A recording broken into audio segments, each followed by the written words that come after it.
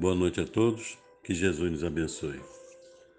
O médium e orador espírita José Raul Teixeira relata que uma jovem médium, estando na capital dos Estados Unidos, Washington, hospedou-se na casa de uma rica senhora, uma dama da sociedade, e ali teve contato com outras pessoas, com outras senhoras que visitaram, estiveram ao seu lado. E junto a essas senhoras estava a primeira-dama dos Estados Unidos, a esposa de Abraham Lincoln. E como ela sabia que Abraham Lincoln era alguém que gostava de ter contato com os espíritos, era de uma certa forma um homem muito místico, convidou a jovem para que fosse à Casa Branca, onde ela teria contato com o presidente. Naturalmente muito tímida, mas foi promovido um chá, patrocinado pela primeira-dama. E no dia marcado, lá estavam aquelas senhoras e a jovem.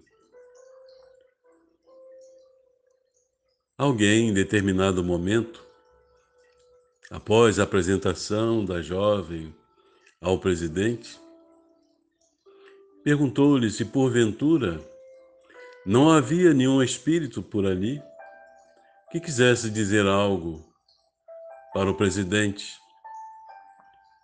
E a moça então pediu que fizesse silêncio, para que eu pudesse observar se havia algum comunicado, alguma comunicação dos benfeitores. E fizeram aquele momento de silêncio. E de repente a jovem se levanta, caminha na direção de um grande piano que havia na sala, próximo à sua cauda, e de lá se voltou para o presidente e disse: Lincoln, a sua principal missão aqui na Terra é a libertação dos escravos. E isso você deve fazer até a virada do ano. Não tenha medo, confia. E lembre-se, este é o compromisso que você assumiu antes de vir à Terra. Essa é a sua principal missão. Libertação dos negros escravos dos Estados Unidos. E falou com aquele olhar sério. Houve aquele silêncio natural. A moça recompôs-se, voltou à sua condição normal. Não se dava conta da comunicação que havia passado por seu intermédio. A esposa de Lincoln perguntou-lhe então: por acaso, você reconheceu quem era o espírito que se comunicava? E ele, com um olhar fixo, na direção da cauda do piano, onde havia ali uma pintura, um quadro, representando um grande senador da República norte-americana, Daniel. Ele havia sido senador por muitos anos e algumas vezes ele fora o presidente do Senado.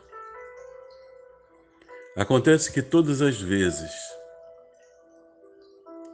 em que surgia um projeto de liberação dos escravos, de libertação dos escravos, ele dava um jeito de engavetá-los.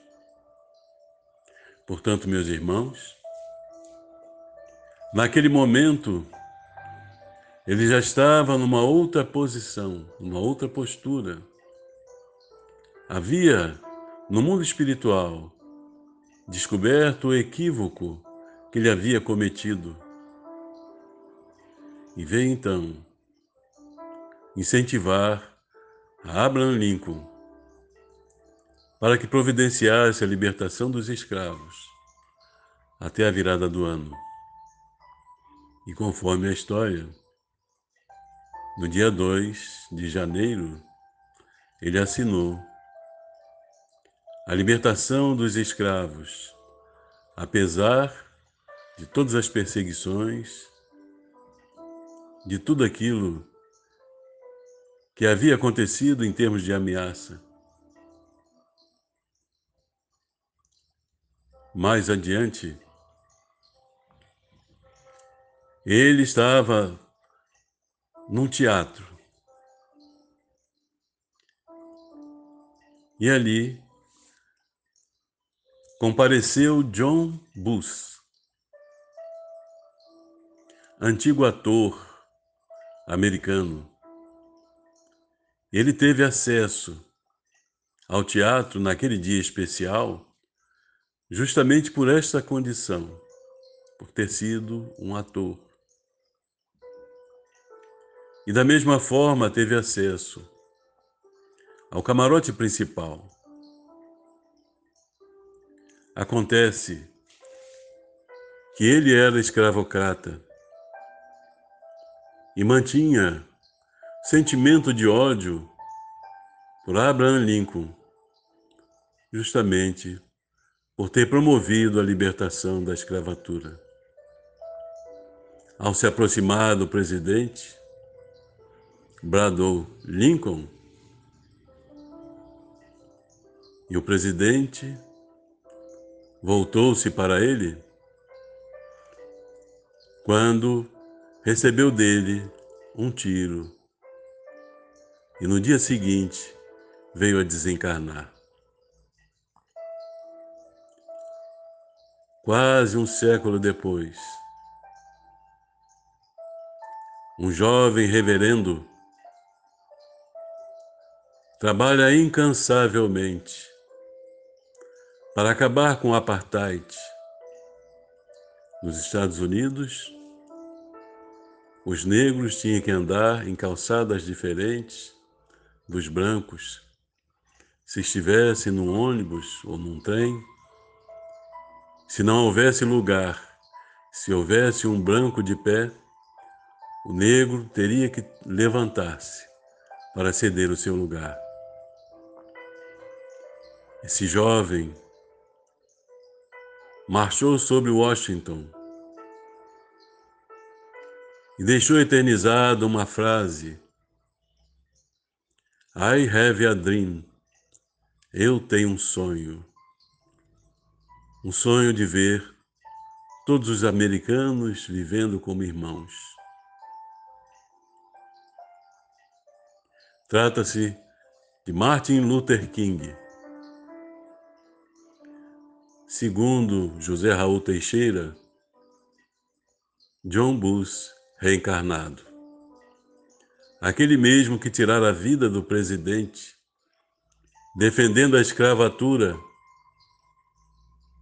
tendo despertado no mundo espiritual, reconhecido o equívoco, retornou na condição de um trabalhador incondicional